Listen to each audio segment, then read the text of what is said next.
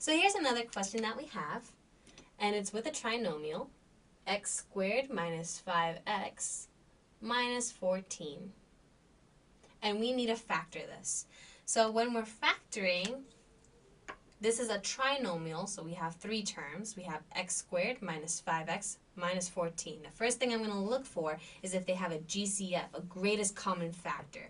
And they don't. The coefficient here is 1, coefficient here is negative 5, and then we have a negative 14. There's nothing in common that I can pull out. X squared, x, no x's. So I can go ahead and break this down. I notice that in front of the x squared is a 1. A coefficient of 1. Remember that this is in the form of a quadratic, ax squared plus bx plus c, where a, b, and c are numbers.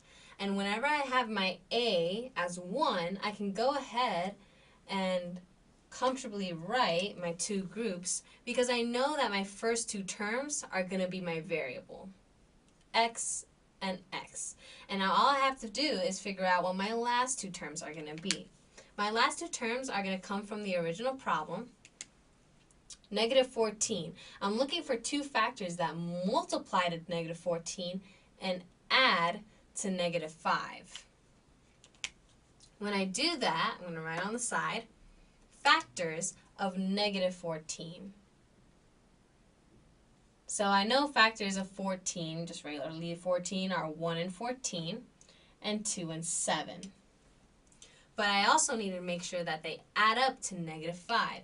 And you want to be careful. You don't always want to assume that you have to use positives, but you can use negatives as well and assign negatives to the numbers. A quick way to check what signs you'll be using is you're going to drop down the first problem, the first sign, negative, and then if you multiply the first sign with the second sign, negative times negative is a positive, and that'll be your other sign. So for sure, you're going to have one group with a negative and one group with a positive.